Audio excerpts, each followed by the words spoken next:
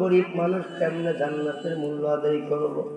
নবীজি, দুনিয়ার কোন শিল্পপতিও কি এরকম আসেনি? জান্নাত তো দূরের কথা, জান্নাতের একটা বালু কণার মূল্য দিবার ক্ষমতা কারো আসেনি। রহমতের নবী ডাক দিয়া কয়, আলী, রাত্রে যখন ঘুমের বিছানায় ঘুমাইতে যাইবা, ঘুমানোর পূর্বে যদি আমি নবীর শানে 3 বার দুরূদ শরীফ পড়ো। কয়বার?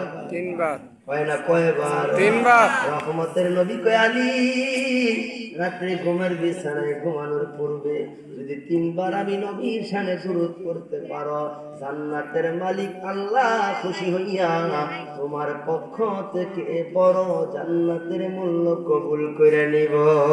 সুবহানাল্লাহ। এ মুরব্বী বাবারা, যুবক ভাইরা, পর্দার আড়ালে আমার মা গো, রাত্রে যখন ঘুমের বিছানায় ঘুমাইতে যাইবা তো জান্নাতের মূল্য আদায় কইরা নবীজির শানে দুরূদ পড়া পড়া ঘুমাইবা। কারণ কি জানো?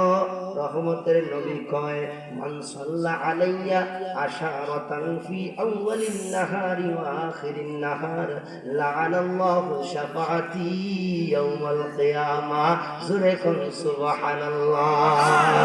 রহমতের নবী কয়, উম্মতেরা, যদি সকালবেলা আমি নবীর শানে 10 বার দুরূদ শরীফ পড়তে পারো, ও আখিরিন নাহার, আবার মাগরিবের পরে 10 বার দুরূদ শরীফ পড়তে পারো, এই দুরূদেরই আমলটা যদি উম্মত তুমি করতে পারো, আমি নবী কথা দিলাম কিয়ামতের কঠিন মুসিবতের দিনে, যেদিন মানুষের মাথার আধা হাত উপরে সূর্য চলে আসবে, সূর্যটা 1টা 2টা না 12টা মুখ দিয়া তাপ দেওয়া শুরু করবে, সূর্যের প্রচন্ড তাপে মাটির জমিন তামা হয়ে যাবে, মানুষের মাথার বাটি ঠাস ঠাস করিয়া ফাটিয়া যাবে, উত্তপ্ত হাড়ির ফুটন্ত ভাতের মতো মগজগুলা টকবক টকবক করতে থাকবে, মানুষগুলা পানি পানি করে চিৎকার মারবে। ওই কঠিন মুসিবতের দিনে এই দুরূদের আমলকারী উম্মতকে যতক্ষণ পর্যন্ত আমি বিশ্ব নবী সুপারিশ করে আল্লাহর জান্নাতে নিতে না পারবো, ততক্ষণ আমি নবী জান্নাতে পা রাখবো না। এজন্য যুবক ভাই, এই দুরূদের আমল করবা। রাত্রে ঘুমের বিছানায় ঘুমানোর পূর্বে মাত্র 3 বার নবীর শানে দুরূদ পড়লে আল্লাহ জান্নাতের মালিকানা তোমারে দিয়ে দিব। ও ভাই, দুরূদের কি লাভ, কি ফজিলত! আল্লামা জমিরউদ্দিন রাহমাতুল্লাহি আলাইহি সাহেবে কাশফালা একজন আল্লাহর ওলি ছিলেন, ওলায়াতের উঁচু দরজার একজন আল্লাহর ওলি ছিলেন। আল্লামা জমিরউদ্দিন রাহমাতুল্লাহি আলাইহি উনি ওনার কিতাবের এক তকরিরের ভিতরে লেখে, আল্লাহর নবী শানে দুরূদের কি লাভ, কি ফজিলত, দিলের কানটা লাগাইয়া শোনো। আল্লামা জমিরউদ্দিন রাহমাতুল্লাহি আলাইহি তকরিরের ভিতরে লেখেন, হযরত আবু বকর এই উম্মতের সবচেয়ে দামি মানুষের নাম। হযরত আবু বকর সিদ্দিক রাদিয়াল্লাহু তাআলা আনহু কত দামি, কয় যতক্ষণ পর্যন্ত আবু বকর সিদ্দিক জান্নাতে পা না রাখবো, ততক্ষণ উম্মতের কারো জন্য জান্নাতে পা রাখার পারমিশন আল্লাহ দিবেন না। এই হযরত আবু বকর রাদিয়াল্লাহু তাআলা আনহু একদিন বিবিরে ডাক দিয়া কয়, বিবি গো, একটু নামাজ পড়া দোয়া করো, নফল নামাজ পড়া আল্লাহর কাছে দোয়া করো। কারণ মহিলা যদি পর্দাশীলা, আবেদা, সালেহা, আমেনা, তাহেরা, জাহেরার গুণে গুণান্বিত হয়, এমন মহিলা আল্লাহর কাছে 70 জন ওলি আবদালের চাইতে বেশি দামি হইয়া যায়। এমন মহিলা আল্লাহর কাছে হাত বাড়াইতে দেরি, এই হাতগুলা ফিরাই দিতে আল্লাহর বড় লজ্জা লাগে। আল্লাহর কাছে কোনো কিছু চাইতে দেরি, আল্লাহ কবুল করতে দেরি করে না। সুবহানাল্লাহ। তাহলে একজন আবেদা, পর্দাশীলা, নামাজি, দিনদার মহিলার দাম কম না বেশি? কথা হয় কিন্তু আমরা তারা এই দাম অর্জন করতে রাজি না। জলহস্তির মতো মাইয়া কেউ দেখে না চাইয়া, বাপ তাহে বিদেশ কয় আর কিছু না চাই, যদি একটা মেকআপ বক্স পাইতো খুশি হইয়া যায়। এরপরে এই মেকআপ দিয়া কালাবেরিস দল হয়ে গেছে গা। আর যে রাস্তাঘাটে আডিও মাথার কাপড় নাই, পুরো কাপড় নাই, চুলো বাতাসের সাথে উড়াইয়া পাগলির মতো ধিন দিন ধিন দিন করে আড়ে আসে না, কথা কয় না। পর্দা করি তার বালাই নাই, উষ্টাইয়া চলে, লজ্জা শরমের বালাই নাই। এই জাতীয় বেপরদা নির্লজ্জ বেশরম মহিলা আমরা সমাজে আছে না নাই? একটা জিনিস খুব দিলের কানটা লাগাইয়া শুনবা, আমার কানে খবর আইছে আমার অনেক মায়েরা এই মাহফিলে আসছে। ও মা, এজন্য মনে করছি তোমার জন্য কিছু ওয়াজ করা দরকার, কারণ আর কিয়ামত পর্যন্ত যেন তোমাদের থেকে আমাদের কেউ না হয় সরকার।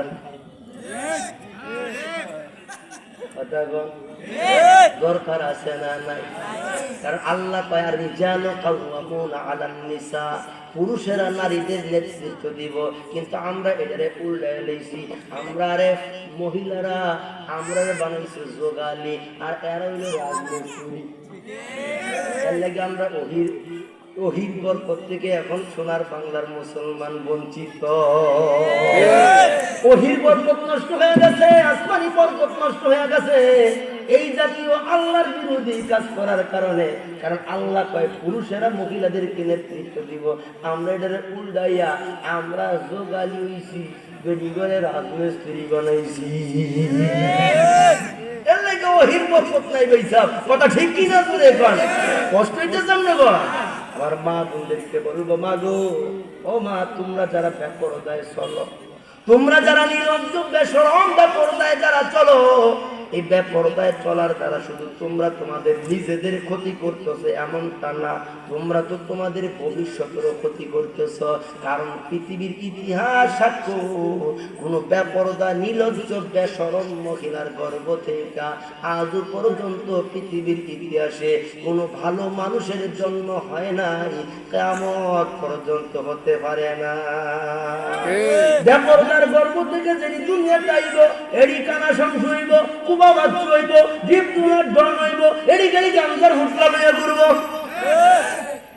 কারণ শাস্ত্রে একটা কথা আছে, বাপ বালা তার সন্তান বালা, মা বালা তার জি, এই বালা তার দুধু বালা, দুধু বালা তার ঘি।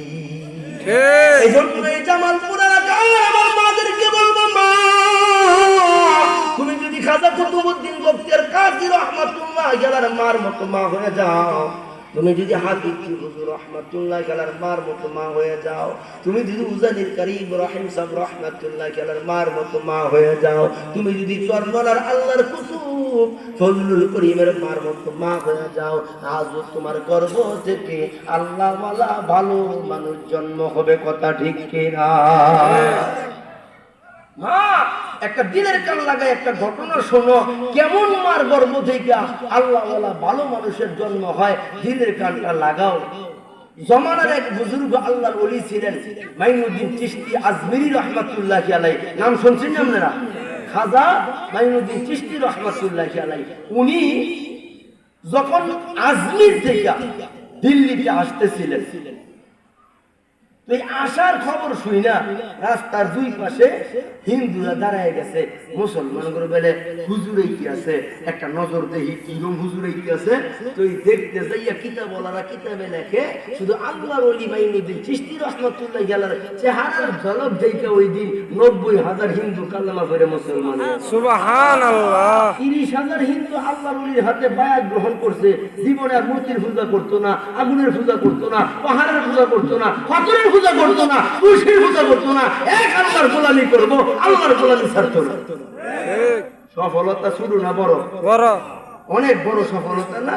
তো আল্লাহর ওলি মাইনুদ্দিন চিশতি রাহমাতুল্লাহি আলাইহি এই সফলতা পাইয়া মানুষ যদি সফলতা কোনো বিষয়ে পায় মনটা খুশি, তাহলে নাও আর এই খুশির ভাবটা চেহারার মধ্যে প্রকাশ পায় না, কালা বেটারে দলা দেখা যায়। এই আল্লাহর ওলি সফলতা পাইয়া কত খুশি। এই খুশি মনে যখন মার ঘরের দরজায় গিয়ে দাঁড়াইছে, মা সন্তানের চেহারার দিকে তাকায় দেখে, রে চেহারাটার মধ্যে যেন নূর চমকাইতেছে। এমনি আল্লাহর ওলির চেহারা নূরানি চেহারা, এরপরে আবার এই বিশাল সফলতা, কত সুন্দর নূর চমকাইতেছে চেহারার মধ্যে। তো মাইনুদ্দিন চিশতি রাহমাতুল্লাহি আলাইহির মা ডাক দিয়া কয়, বাবা মাইনুদ্দিন, আজকে তোমার এত খুশি খুশি লাগে কারণ কি? খাজা মাইনুদ্দিন চিশতি রহমাতুল্লাহ আলাইহি ডাক দিয়া কয় মাগো,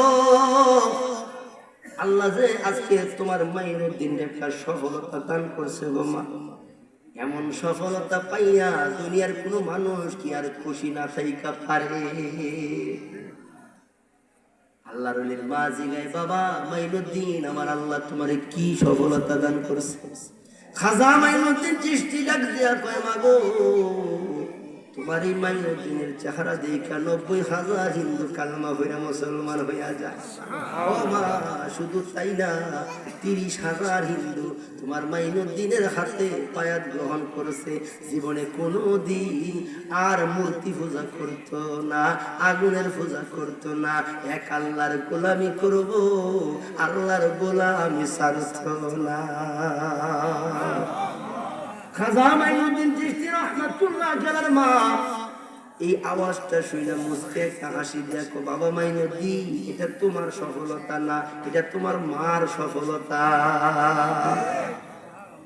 খাজা তো আশ্চর্য হয়ে গেছে, ডাকে দিয়া কয় মাগো, তোমার মাইনুদ্দিনের চেহারা দেখে হিন্দু মুসলমান হয়, তোমার মাইনুদ্দিনের হাতে হিন্দু বায়াত হয়, আর তুমি কও এটা তোমার সফলতা। বুঝা আসলো না গো মা, একটু যদি বুঝায় বলতা বড় খুশি হয়ে যাইতাম।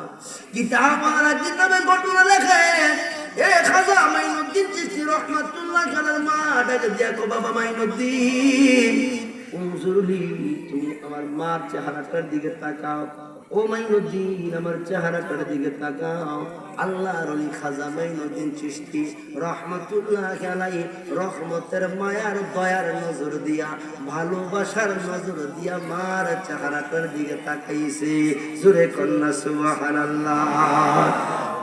এ যুবক ভাইরা, এখান থেকে একটা মাসালা চাই না, যাও একটা মাসালা জানো বাবা। ও তোমরা যাদের মা আছে গো, যদি মার চেহারাটার দিকে মায়ার নজরটা দিয়া তাকাইতে পারো, রহমতের নবী কয়, কোন সন্তান যদি মা বাবার চেহারার দিকে মায়ার নজর দিয়া তাকায়, আসমানের মালিক আল্লাহ খুশি হইয়া ওই সন্তানের আমল নামায় একটা কবুল উমরা হজের নেকি দিয়া দেয়।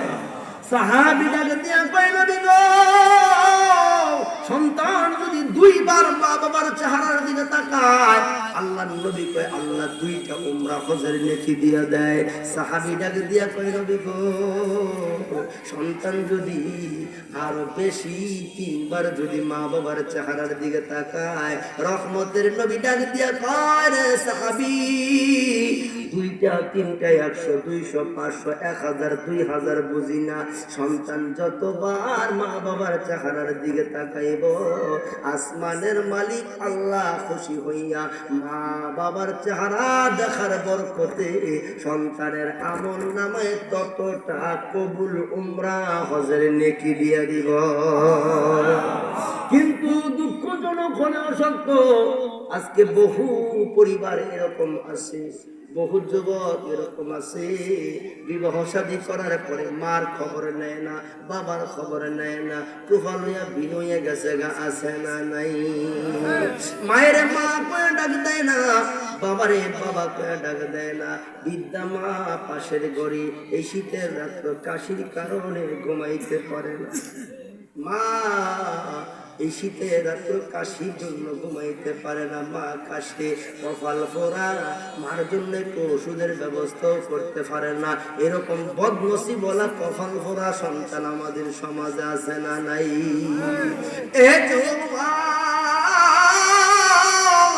একটু খেয়াল করো, যখন তুমি মার কোলের কলিজার ধন ছিল, তুমি যখন ছোট্ট ছিল, এই মা যখন তোমার মধ্যে একটা কাশি বাই হয়েছে, তোমার মা, তোমার দরদের মা বারবার তোমার বাবারে ফোন করছে, কই গো তুমি কোথায় আছো, কোন অমুক জায়গায়, তো দেরি করো না, তাড়াতাড়ি বাজারে দাও, বাজারে যাই আমার কলিজার টুকরা, আমার নয়নের মনির জন্য একটু কাশের ওষুধ নিয়ে আসো। এই যদি কাশের ওষুধ না আনো, রাত্রিবেলা আমার কলিজার টুকরা ঘুমাইতে পারবে না। এই যুবক, তোমার এই দরদের মা তুমি কাশের জন্য ঘুমাইতে পারবা না, এই জন্য বারবার তোমার বাবারে ফোন করে তাগিদ দিয়া দিয়া কাশির ওষুধ আইলা তোমারে খাওয়াইয়া আদরের কোলে আরামের কোলে ঘুম পাড়াইছে। আর আজকে তুমি কেমন বদনসিব হইলা, কপাল পোড়া হইলা এই শীতের রাত্র। তোমার এই গর্ভধারিণী মা যে তোমার 10 মাস 10 দিন পেটে নিয়ে বোঝা বহর করছে, ওয়াহাদান আলা ওয়াহাদিন, কষ্টের উপরে কষ্ট করছে। 2 বছর বুকের দুধ পান করাইয়া মার শরীরটা ছিল শুনে দুর্বল করে ফেলাইছে। তোমার প্রস্রাব পরিষ্কার করছে, তোমার পায়খানা পরিষ্কার করছে। তুমি তোমার মায়ের কত কষ্ট দিছো, মা কোনোদিন তোমারে আঘাত করে নাই, তোমারে কোনোদিন দূরে ঠেলে দেয় নাই। যতই কষ্ট সন্তান মায়ের দেও, মা সন্তানকে বুকেই জড়ায় রাখে, ঠিক কিনা? ভাইরা যাদের মা আছে মনে করবা এখনো জান্নাত কামানোর সুযোগ আছে, যাদের বাবা আছে এখনো জান্নাত কামানোর সুযোগ আছে। যুগের এক ইমাম ছিল ইমাম শাফি রাহমাতুল্লাহি আলাইহি।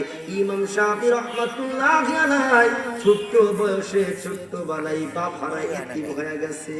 ইমাম শাফি যখন মার কোলে, তখনই বাবা দুনিয়া থেকে বিদায় হয়ে গেছে। ইমাম শাফি রাহমাতুল্লাহি আলাইহি মা ইমাম শাফিকে কোলে কাকে নিয়ে বুকে নিয়ে আদর সোহাগে লালন পালন করে বড় করে। মা এমন ভাবে আদর করে সন্তান যেন বাবা হারা ব্যথা বুঝতে না পারে। এই ইমাম শাফি রাহমাতুল্লাহি আলাইহির বয়স মাত্র 6 বছর। 6 বছরের ইমাম শাফিকে নিয়ে মা বুকের সাথে জড়াইয়া আরামের বিছানায় ঘুমায়। মা যখন ঘুমায়া যায়, কিতাব পড়ার কিতাবে লেখে এই ইমাম শাফি রাহমাতুল্লাহি আলাইহি 6 বছরের ইমাম শাফি যখন টের পায় যে মা ঘুমায়া গেছে, ইমাম শাফি মার বুক থেকে সইরা আস্তে আস্তে মার পায়ের কিনারায় আসে। মার পায়ের তালুর কাছে আইসা পায়ের উপরের কাপড়টা সরাইয়া নিজের জিহ্বাটা ভারী কইরা মা দরদির পায়ের নিচে ছাড়তে থাকে।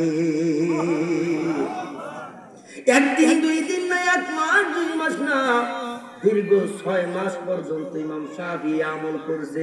প্রতিদিন রাত্রে মার পায়ের নিচে জিহ্বা দিয়া লেয়, জিহ্বা দিয়া চাটে। একদিন তো ইমাম শাফি রাহমাতুল্লাহি আলাইহি মা টের পাইছে এই পায়ের নিচে এরকম সরুসরি লাগে কেন। এবার সজাগ হইয়া তাকায়া দেখে রে কলিজার টুকরা ইমাম শাফি, কলিজার টুকরা বাবা হারা এতিম সন্তানটা মার পায়ের নিচে জিহ্বা দিয়া চাটে। ইমাম শাফি রাহমাতুল্লাহি আলাইহি মা ইমাম শাফিকে বুকে জড়ায়া জড়ায়া কয়, বাবা এই গভীর রাত্রে তুমি আমার পায়ের নিচে জিহ্বা দিয়া চাটো কেন গো বাবা? ইমাম শাফি কান্দের কয়, মা আমি তোমার পায়ের নিচে চাটি না, আমি আমার জান্নাত চাটি। রহমতের নবী কয় এই মার পায়ের নিচে সন্তানের জান্নাত। আল জান্নাতু তাহতাল আকদামিল উম্মাহা। ও যুবক, আজকে মায়েরে ধমক দাও, মায়েরে কষ্ট দাও, বাবারে ধমক দাও, সংগ্রামে বাবার সামনে কথা বলো। আর এই বাবা তোমারে কথা শিখাইছে, এই মা তোমারে কথা শিখাইছে। এই মা বাবার ইহসান করবা, মা বাবার সাথে ভালো আচরণ করবা। আল্লাহর নবী কয় হুমা জান্নাতুকা ওয়া নারুক। বাপ মা তোমার জান্নাত, বাপ মা তোমার জাহান্নাম। বাপ মার সেবা করবা, বাপ মা যখন দোয়া করবা আল্লাহর আরশ খুশি হইয়া যাইব। তোমার গুনাহগুলি আল্লাহ বাপ মার খেদমতে মাফ কইরা তোমারে আলা জান্নাত দান করব। সুবহানাল্লাহ। এই কথা লম্বা করলে মূল কথা বলা যাবে না, দিলের কানটা লাগাইয়া শোনো। ইমাম ওই যুগের ইমাম এই খাজা মাইনুদ্দিন চিশতি রাহমাতুল্লাহি আলাইহি এবার মায়ের ডাক দিয়া কয়, মা গো আমার দেইকা হিন্দু মুসলমান হয়, আমার চেহারা দেইকা হিন্দু মুসলমান হয়, আমার হাতে কালমা পড়ে বায়াত হয়। ও মা তুমি বলো এটা তোমার সফলতা। মা বুঝলাম না, একটু বোঝায় বলো। ইমামের মা ডাক দিয়া কয়, বাবা মাইনুদ্দিন আমার চেহারার দিকে তাকাও। মাইনুদ্দিন চিশতি রাহমাতুল্লাহি আলাইহি যখন মায়ের নজরটা লাগাইয়া মার চেহারার দিকে তাকাইছে, মাইনুদ্দিন চিশতি রহমাতুল্লাহ আলাইহির মা ডাক দিয়া কো বাবা মাইনুদ্দিন, এই যে তোমার মার চেহারাটা দেখতেছো, এই চেহারাটা দুনিয়ার চন্দ্র সূর্য কোনোদিন বেপরদা হালতে দেখে নাই। আমার মা গো, একটু বালিশে মাথা লাগায় চিন্তা করবা, কেমন মার গর্ভ থেকে আল্লাহ বলা ভালো মানুষের জন্ম হয়, যেই মার চেহারাটাই দুনিয়ার চন্দ্র সূর্য কোনোদিন বেপরদা হালতে দেখে নাই। শুধু তাই না, খাজা মাইনুদ্দিন চিশতি রহমাতুল্লাহ আলাইহি মা ডাক দিয়া কো বাবা মাইনুদ্দিন, দ্বিতীয় নাম্বার আমি যে আমার সফলতা বলছি তার দ্বিতীয় কারণ বাবা, তুমি যখন দুনিয়াতে ভূমিষ্ঠ হইছো, তুমি দুনিয়াতে আসছো দুধের জন্য খাবারের জন্য, যখন তুমি কান্না করতা আমি মা আগে ওযু করতাম, ওযু কইরা পবিত্র হইয়া পবিত্র খাবারটা তোমার মুখের মধ্যে তুলে দিতাম, এই পবিত্র খাবার খাইয়া তোমার শরীরের মধ্যে হালাল খাবার খাইয়া হালাল রক্ত গোস্ত তৈরি হইছে। ও বাবা, তুমি মাইনুদ্দিন দেখে হিন্দু মুসলমান হয় না, তোমার চেহারার মধ্যে যে হালাল রক্ত গোস্ত, এই দিকে তাকাইলে হিন্দুর বাচ্চার সহ্য করতে পারে না, কালমা পড়া মুসলমান হইয়া যায়।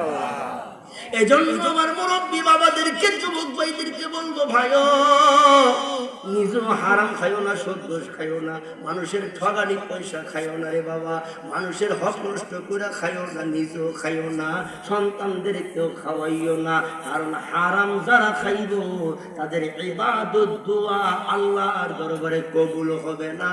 আল্লাহর নবী কয় লা ইয়াদখুলুল জান্নাতা জাসাদুন গুযিয়া বিল হারাম, হারাম বক্ষণকারীর দেখো আল্লাহর জান্নাতে যেতে পারবে না। সূরা কন্যা নাউযুবিল্লাহ। শুধু তাই না, নবীর কথার সমর্থনে আল্লাহ কোরআন নাযিল করে জানায় দেন, নবী গো উম্মতকে জানায় দেন, হারাম খোরদেরকে আপনি জানায় দেন, হাত্তা ইয়ালিজাল জামালু ফিস সামিল খিয়াত। ও নবী, দুনিয়ার হারাম খোরদেরকে জানায় দেন, যারা সুদ খায়, ঘুষ খায়, হারাম খায়, মানুষকে ঠগায় খায়, বাইরে ঠগায়, বোনের ঠগায়, এতিমরে ঠগায়, পরের মাল আত্মসাৎ করে, সাদাবাজি করে। এখন তো সাদাবাজি দেশ বইরা গেছে, কথা ঠিক কিনা জোরে বাবা, কাঠটাই না খাও, কাঠটা সন্তানকে খাওয়াও, একটু বালিশে মাথা লাগায় চিন্তা করো। আমার আল্লাহ কয় নবী গো, হারাম খোরদেরকে জানায় দেন, সুয়ের সিঁদুর দিয়া উট প্রবেশ করা যেরকম অসম্ভব, হারাম খোরের জান্নাত যাওয়া এরকম অসম্ভব। জোরে কন্যা নাউযুবিল্লাহ। হারাম খাইবো খাইবো, হারাম খাইয়া ইবাদত করবো, রাজি আছি যারা দুই হাত তুলে আল্লাহরে দেখাই তারা আল্লাহ কবুল করেন। জোরে কোন আমিন। বাবা, যে কথা বলতেছিলাম খেয়াল করেন, হযরত আবু বকর, মনে আছে এই কথা? বিবিরে ডাক দিয়া কই, বিবি তোমার মতো একজন আবেদা সালেহা আমেনা তাহেরা বিবি আল্লাহর কাছে দোয়া করতে দেরি, আল্লাহ দোয়া কবুল করতে দেরি করবে না। ও বিবি, নফল নামাজ করে তুমি একটু নামাজের মুসল্লায় দোয়া করো, আমি আবু বকর বাজারে যাব, যদি বাজারে যাইয়া বড় একটা মাছ পাই, মাছটা খরিদ করে কিনা আইনা আমি রহমতের নবীর মেহমানদারি করব। আমার মনে আশা নবীর মেহমানদারি করবো, তখন আশা হইলো বড় একটা মাছ পেলে মাছটা কিনাই না নবীর মেহমানদারি করবো। তুমি দোয়া করো আল্লাহ যেন একটা মাছ মিলাই সুবহানাল্লাহ বলেন না। আমরা তারা মসজিদের ইমাম সাহেবের খানার এরকম তাগেদা করেনি, করে না, মহিলারাও করে, আবার আমরা অনেক মুরব্বী বাবারা, কোরআন প্রেমিক বাবারা যারা কোরআনকে মহব্বত করে, কোরআনকে মহব্বত করে, তারা কয় কি গো আমরা ঘরে খানা দানা কিরম আছে, ভালোগুলো আসেনি? যদি বাড়িতে কয় যে না বালাগুলো তো তেমন মাছ বস্তু নাই গা, কত সমস্যা নাই, তুমি অপেক্ষা করো, আমি বাড়ি থেকে বাজার থেকে আই, বাজারে গিয়ে বালা জিনিসটা ইমাম সাহেবের খাওয়ানি লেগে কিনা নেই। কথা কন আমরা আনে কিনা জানি না, আমরা সবজি আনি। আজ আমরা যে এই আমরা মাসের ভিতরে যদি ওই চিন্তা ওই দুনিয়া বুঝতাম না, মোটামুটি দুই এক চিন্তা যদি ভিন্ন কিছু এটা নিজে কইয়া আনতে হয়, তাহলে বেশিরভাগই সময় আলামালা খানা আইয়ে গাড়িরা খালি গোস্ত হইতো চায়, খালি মুরগি খাওয়াইতো চায়, খালি পোল্ট্রি খাওয়াইতো চায়, খালি আম দুধ। আরে পাকিস্তানি মুরগি, দেশি মুরগি, ভাই এই দেশের হিয়াল মুরগি খাইছে না, আমার মনে হয় একটা বেশি খাওয়া হয়েছে। কথা বলেন প্রতিদিন মানে এই এলাকার এই দেশের মানুষ কোরআন প্রেমিক মানুষ, ইসলাম প্রেমিক মানুষ, আল্লাহওয়ালা মানুষ, উলামায়ে কেরামদেরকে নবীর মুহাব্বত করে, ঠিক কি না? জোরে আবু বকর বিবির কয় দোয়া হলো, তো বিবির এই দিক দিয়ে দোয়া লাগাই দিয়ে উনি বাজারে গেছে। আল্লামা জমিরুদ্দিন রাহমাতুল্লাহি আলাইহি কিতাবে ঘটনাটা লিখছে। আমাদের কষ্ট হইতেছে না না, ঘটনাটা শুনে যাবেন তো ইনশাআল্লাহ, আল্লাহ কবুল করেন কোন। আমি বাজারে যাই এই দেখে ও সালাবেড়ার খাওয়ার উপরে বড় এক মাছ, দূর থেকে দেখে মাছের গায়ে যেমন নূর চমকাইতেছে। হযরত আবু বকর তাকায় দেখে জালো বেড়ার থালার উপরে যে বড় মাছটা দেখা যায়, মাছের মধ্যে যেন নূর চমকাইতে আছে। দূর থেকে দেখেই পছন্দ করে ফেলাইছে, কাছে যাইয়া কয় ভাইও তোমার এই মাছটা বিক্রি করবা নিয়ে? জালো বেড়া হুজুর বিক্রি করার লাগি তো থালার উপরে রাখছি, আপনার পছন্দ করে নিয়ে যান। এবার দাম দর করে পছন্দ করে এবার মাছটা খরিদ করে হযরত আবু বকর কত খুশি, এই বড় মাছটা দিয়া রহমতের নবীর মেহমানদারি করব। হযরত আবু বকর সিদ্দিক রাদিয়াল্লাহু তাআলা খুশি মনে বাড়ির দিকে রওনা হইছে। বাড়িতে যাইয়া বিবিরে ডাক দিয়ে কই, বিবি আল্লাহ তোমার দোয়া ফরিয়াদ কবুল করছে, আমার মনের আশাও আল্লাহ পুরা করছে। বিবি গো দেখো কত সুন্দর কত বড় মাছটা খরিদ করে আনছি, নাও তাড়াতাড়ি করে মাছটা পরিষ্কার করে তুমি সুন্দর করে ভুনা করো, আমি রহমতের নবীর মেহমানদারি করব। ও বিবি নিজের চোখে দেখছি ও বিবি, নবীজি ক্ষুধার কারণে পেটের মধ্যে 3টা পাথর লাগায়া ঘুরে। আল্লাহু আকবার। হযরত আবু বকরের বিবি নবীজির মেহমানদারি করব, মনে কত আগ্রহ, সুন্দর করে মাছটা পরিষ্কার করছে, বড় বড় চাক করছে, নবীরে খাওয়াইব।